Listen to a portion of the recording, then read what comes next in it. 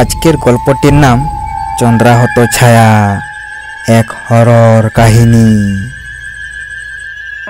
গভীর রাতে যখন পূর্ণিমা তার পূর্ণ আলোয় আকাশকে প্লাবিত করে, তখন শান্তিপুর গ্রামের প্রান্তে পুরনো জমিদার বাড়ির ধ্বংসস্তূপ এক ভিন্ন রূপ ধারণ করে। দিনের বেলায় আগাছায় ঢাকা ভাঙা একটা স্তূপ আর শেওলা ধরা দেওয়ালগুলো রাতের আলোয় যেন রহস্যময় এক জগতের দরজা খুলে দেয়। গ্রামের প্রবীণরা বলেন, বহু বছর আগে ওই বাড়িতে এক মর্মান্তিক ঘটনা ঘটেছিল, যার ছায়া আজও পূর্ণিমা রাতে সেখানে ঘুরে বেড়ায়। তনুজা শহরের এক তরুণী, তার দাদুর অসুস্থতার খবর শুনে শান্তিপুর গ্রামে আসে। দাদুর পুরনো দিনের গল্প শুনতে সে খুব ভালোবাসত, আর সেই সূত্রে জমিদার বাড়ির রহস্যের কথা তার জানা ছিল। পূর্ণিমার রাতে দাদুর শরীর খারাপ থাকায় তনুজা একা বারান্দায় বসেছিল। রূপলি আলোয় চারপাশ শান্ত, শুধু ঝিঁঝি পোকার একটা ডাক শোনা যাচ্ছিল। হঠাৎ তার চোখ গেল দূরে জমিদার বাড়ির ধ্বংসস্তূপের দিকে। আলো আঁধারির খেলায় প্রথমে সে ভালোভাবে টাহর করতে পারল না, কিন্তু কিছুক্ষণ পরেই তার মনে হলো যেন ভাঙা দেওয়ালের পাশে একটা আবছা লম্বাটে ছায়া নড়াচড়া করছে।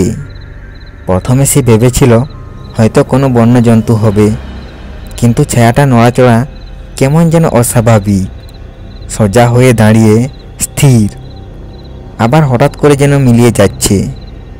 তনুজার বুকের ভেতরটা ধুকপুক করতে শুরু করলো। সে তার দাদুর বলা চন্দ্রাহত গল্প মনে করার চেষ্টা করল।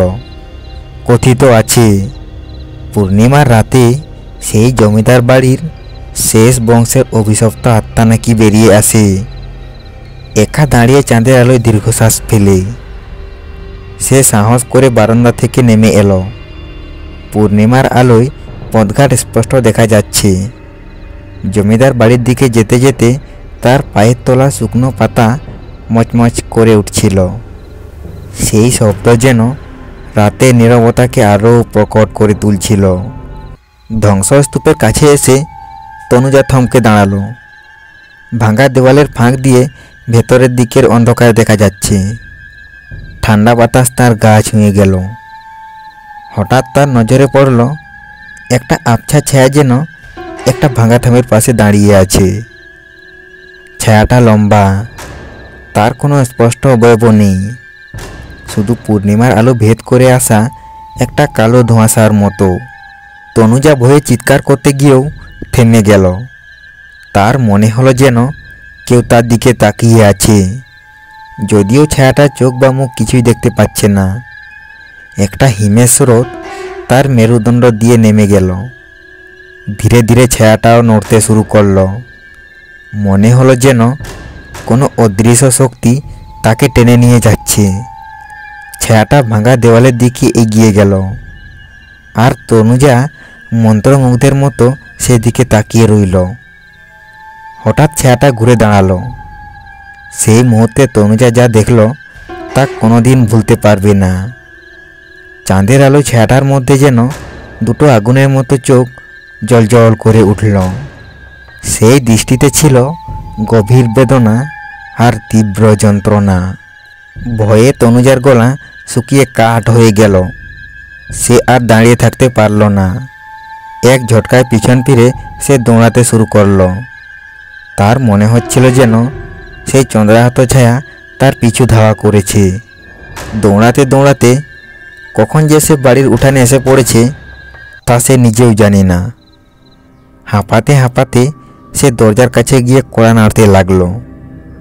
দাদু আর বাড়ির অন্য সদস্যরা দরজা খুলে তনুজার ভয়ানক চেহারা দেখে চমকে উঠল। তনুজা কোনো মতে রাতের ঘটনা তাদের কাছে বর্ণনা করল। প্রথমে তারা বিশ্বাস করতে না চাইলেও তনুজার চোখে ভয় আর তার বলা প্রতিটা কথা তাদের মনে সন্দেহ জাগল। দাদু দীর্ঘশ্বাস ফেলে বললেন, আমি তোকে বলেছিলাম তনুজা, পূর্ণিমা রাতে পুরোনো ভিটের দিকে যাস না, ওখানের বাতাস আজও ভারী হয়ে আছে। পরের দিন সকালে গ্রামের কয়েকজন সাহসী যুবক জমিদার বাড়ির ধ্বংসস্তূপে গিয়েছিল।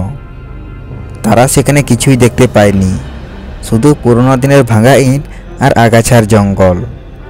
কিন্তু তনুজার রাতের অভিজ্ঞতা তাদের মনে এক অজানা ভয়ের সঞ্চার করেছিল। সেই রাতের পর থেকে তনুজা আর কখনো পূর্ণিমা রাতে একা বের হয়নি। জমিদার বাড়ির সেই চন্দ্রাহত ছায়া আর জ্বলন্ত চোখের দৃষ্টি তার মনের গভীরে গেঁথে গিয়েছিল। গ্রামের মানুষ পূর্ণিমা রাতে সেই ধ্বংসস্তূপের কাছ দিয়ে যাওয়ার সময় আজও কেমন যেন একটা স্বস্তি অনুভব করে। চাঁদের আলোয় তারা যেন সেই অভিশপ্ত আত্মার দীর্ঘশ্বাস শুনতে পায়। আর পুরনো দেওয়ালগুলোর নীরবতা তাদের মনে এক শীতল ভয়ের জন্ম দেয়।